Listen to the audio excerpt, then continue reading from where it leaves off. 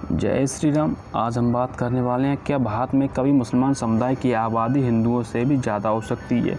जी हाँ, आज हम इस टॉपिक पर पूरी चर्चा करेंगे, तो वीडियो ध्यान से सुनिएगा और देखिएगा और समझिएगा। सबसे पहले आप यहाँ पे कमेंट में जय श्री राम जरूर लिखें। तो चलिए शुरू करते हैं। इस सदी के आखिरी तक दुनिया में सबसे ज़्यादा मुसलमान आबादी भारत में रह रही होगी, लेकिन क्या यह हिंदू समुदाय को भी पीछे छोड़ देगी। 2050 तक भारत दुनिया में सबसे ज़्यादा मुस्लिम आबादी वाला देश बन जाएगा। इसके अलावा इस सदी के अंत तक इस्लाम को मानने वालों की संख्या दुनिया में सबसे ज़्यादा होगी। आंकड़ों के विश्लेषण के लिए चर्चित एक अमेरिकी संस्था फ्यूज रिसर्च सेंटर (PRC) की एक ताज़ा रिपोर्ट में यह बताई गई है कि सबसे ज़्यादा मुसलमान आबादी वाले देश की सूची में भारत अभी इंडोनेशिया के बाद दूसरे नंबर पर है।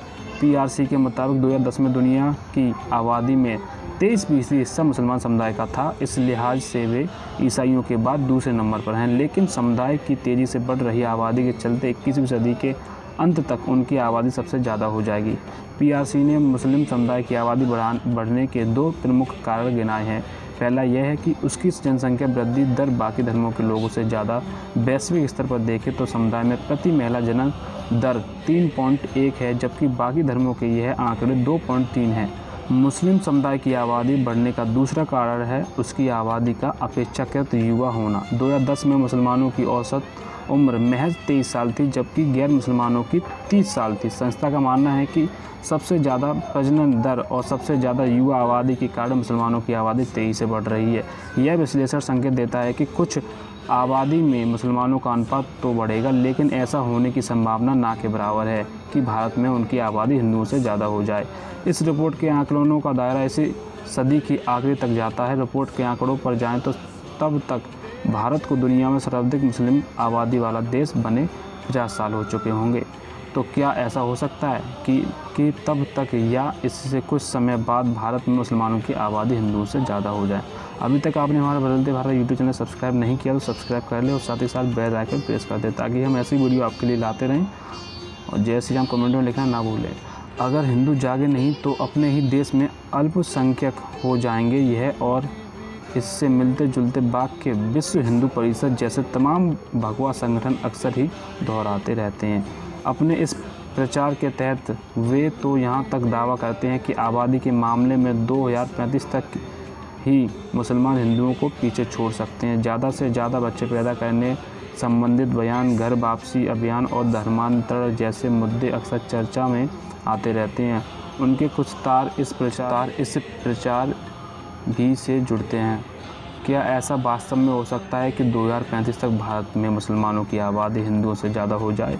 अलग अलग स्रोतों से जुटाए गए आंकड़ों का विश्लेषण किया जाए तो संकेत मिलता है कि 2035 तक तो क्या अगले 100 साल तक भी इसकी दूरी तक कोई संभावना नहीं है। यह विश्लेषण इशारा करता है कि कुल आबादी में मुसलमानों का अनुपात तो बढ़ेगा, लेकिन ऐसा होने की संभावना ना के बराबर है कि भारत में उनकी आबादी हिंदुओं से ज़्यादा हो जाए।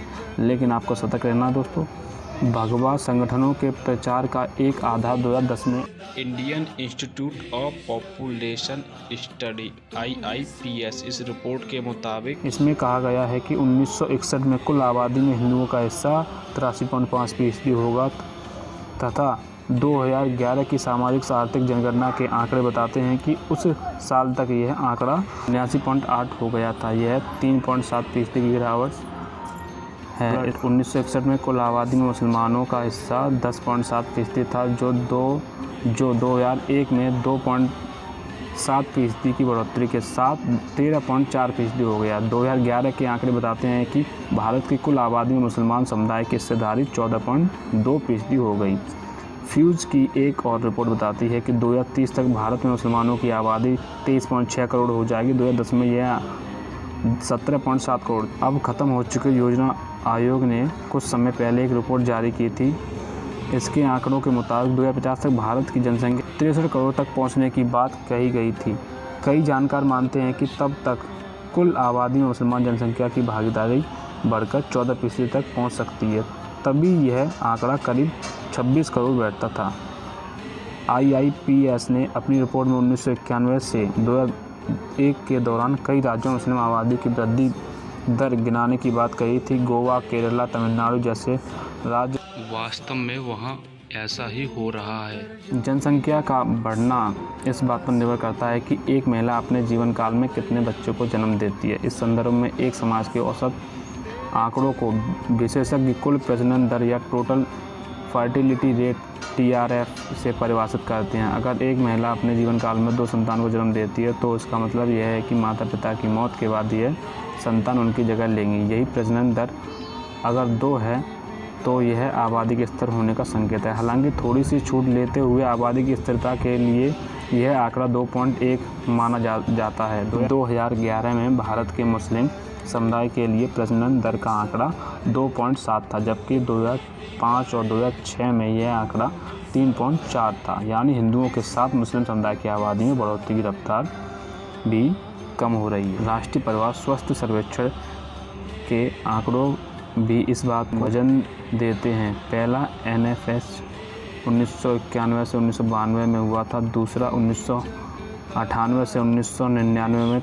2005 से 2006 में और 1991 से 1992 में हिंदू महिलाओं के लिए प्रजनन दर 3.3 दर्ज की गई थी, जबकि मुस्लिम महिलाओं के लिए यह आंकड़ा था 4.41। इसके बाद 1998 से लेकर 1999 में हिंदुओं के लिए यह दर 2.78 और मुसलमानों के लिए 3.59 दर्ज हुई। 2005 में और 2006 में यह क्रमशः 2.59 और 3.4 हो गई। यानी हिंदू महिलाओं के साथ मुस्लिम महिलाओं की प्रजनन दर में भी बीते 15 सालों के दौरान लगातार कमी आई।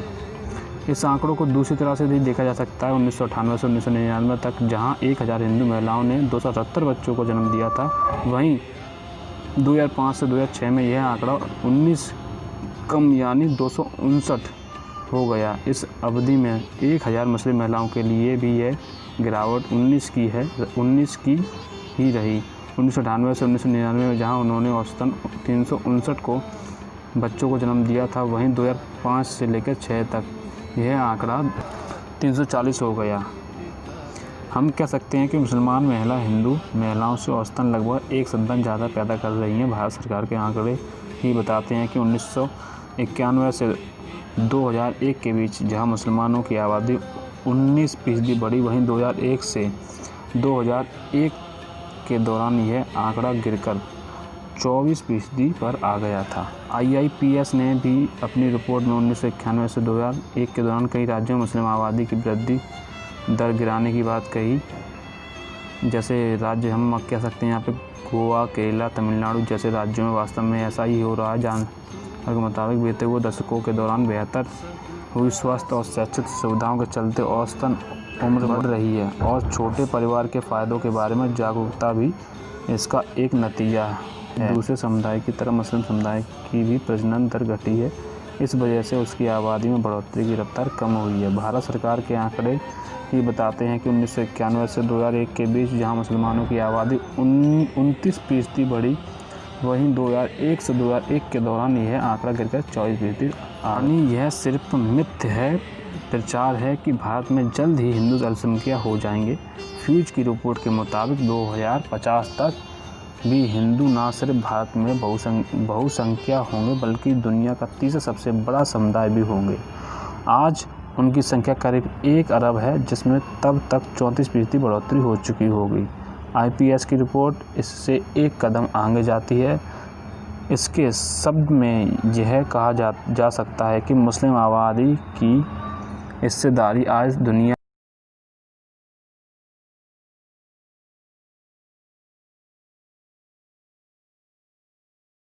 में बढ़ती जा